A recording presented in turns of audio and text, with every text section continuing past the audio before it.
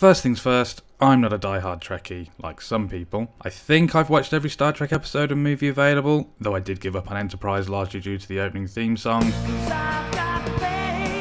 However, when it comes to what is canon, the Prime timeline, and the whole CBS versus Paramount thing, I'm pretty clueless. In fact, I don't really care. I just want Star Trek to be Star Trek. I want cool tech, thought-provoking storylines, relatable characters, I don't need your fantasy women, and smooth male role models. So I'm not a Trekkie, but I am a fan, and something doesn't quite feel right. Season 2 of Star Trek Discovery recently concluded, so let's take a look at the season finale and see what's going on. We begin the episode with Michael Burnham fixing everything, and here's the first problem. As a casual viewer, I must be honest, even at this stage in the show, I don't know what Michael Burnham is. Is she an engineer, second in command, a scientist, a pilot, security officer, diplomat, languages expert?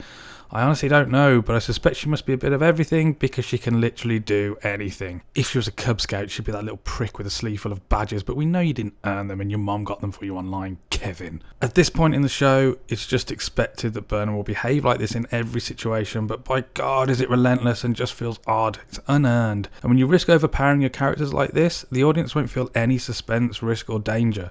Whenever there's a problem and Burnham is on screen, it's not nail-biting and intense, no matter how many lens flares you throw in. Instead, it's like watching someone bark out the instruction manual at everyone else. It's just dull. We cut to Chief Engineer Jet, what the hell are acting lessons Reno, as she fiddles about with the lazily named Time Crystal. And Philippa, yeah lol, what are acting lessons? Giorgio chats with Leland, who is now an interdimensional time-travelling AI or something, and we kill some time in a dick measuring contest. The CGI team shits out an implausible number of drones, and you just know that in a few moments the screen is going to be full of incomprehensible, over-the-top, epilepsy-inducing fun. One tedious title sequence later, and here we are with all the fun. Burnham continues to tell everyone how to do their jobs, and I must not have been paying attention because I literally have no fucking clue who this is, but she must be pretty good because she flew right past all of the fun to an advantageous position to do some fortuitous scanning. Okay, we'll go with it because everything's just moving so fast. Tedious attempts at humour aside, we carry on in much the same fashion for a while. Jack Bauer finds his way into the editing suite and Stamets gets a boo-boo. Iron Man suits up in a totally conceivable way and is off into all the thrilling danger. Hang on, when did she learn to fly this suit and how is she fucking base jumping in it? Ah well, don't worry, because Leland's on board now, and remember that awesome premonition of the future from a few episodes ago when we get to see him blow everyone's heads off? Well, it looks like it's coming true, which means we might get a Red Wedding style culling of characters. That's going to be genuinely exciting, but oh. No, for some reason, Leland shoots like a stormtrooper now and everyone's fine. Did I miss something? Did the crew do something to alter that timeline? What the hell is going on? These two serve up the cringiest dialogue I've seen so far on the show. Seriously, that yum yum line was diabolical. Tom Cruise makes it to the safe distance, though it doesn't look that safe, being in clear sight and range of all the fighting and all, though it is a mighty convenient platform to park on, I suppose. The proton torpedo from the premonition hits, but any element of suspense is gone as we've already seen Leland's story play out differently, so presumably this will too. Things just look implausible at this point. Look how much damage everything is taking every second. It's too much to be believable. Discovery and Enterprise should have blown up ages ago. This is all style, no substance. You know, in medieval fantasy battles in TV and movies when the enemies breach the castle walls and it's all over, but actually the handful of guys left inside somehow managed to keep the hordes of enemies at bay for the next half hour? This is the space combat equivalent. Anyways, these definitely not R2-D2s have a go at fixing stuff, so if they can add the next show development meeting to their schedule, it might help. Shit! The Klingons turn up just in time, and I thought this was really cool. It reminded me of Battlefleet Gothic, massive ships duking it out. The scale now feels plausible, but they fuck it up because these guys from a few episodes ago have somehow learnt to fly starfighters and are leading the charge. Remember, these were the race of primitive slaves who had no technology, no contact with the outside world, and no experience with war or conflict, and were supposed to believe the Klingons thought, well, we may have the biggest ship in the universe, but I think we better swing by the timid fish people planet first, pick up a few of their best pant shitters and throw them in the front line. Actually, the more I think about it, the more it sounds like something the Klingons would do.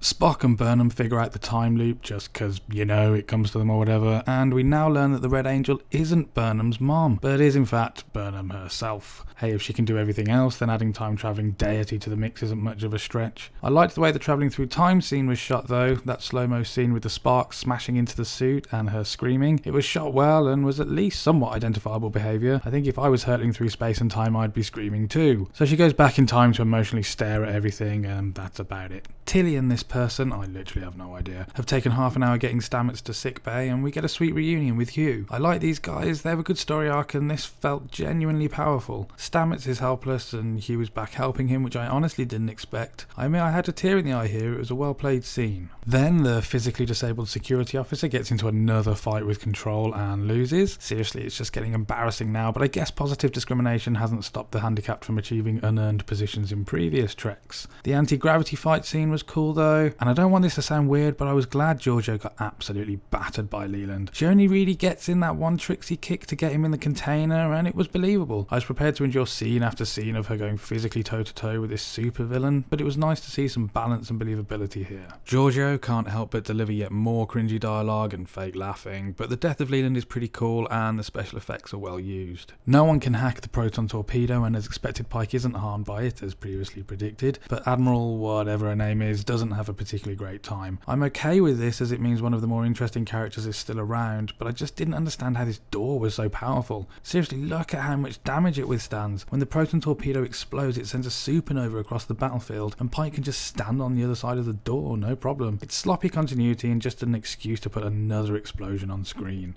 Spock and Burnham spend a few minutes going back and forth talking about being lost and found in an attempt to find the very depths of cliche and overacting. This scene didn't sit well with me at all. Spock's going on and on about how Burnham is his balance and if she leaves him he'll never find it again, blah blah blah blah blah. It just shows that Discovery never attempted to flesh out well established and loved characters like Spock. To the very end, all it ever wanted to do was gush over the importance of Burnham. But this is jarring. The actor playing Spock doesn't do a particularly bad job, but I just can't see how this guy will one day turn into this guy. Anyways, Iron Man is off, and after lots of emotional looking at each other out of windows, Discovery follows her into the wormhole. Back on Earth, the remaining characters tell Command that Discovery and all its crew were destroyed and are told that no one can speak of Discovery again. So this goes some way to tie up why no one has ever heard of the totally overpowered Burnham and Discovery in all the previous Star Trek series, but it just feels a bit cheap.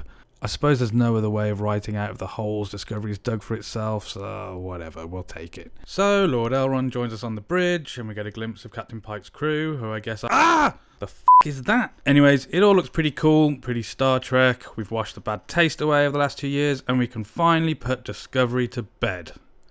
Oh, well, at least we've kind of reorganised things, and now we're going to be following Captain Pike and his crew.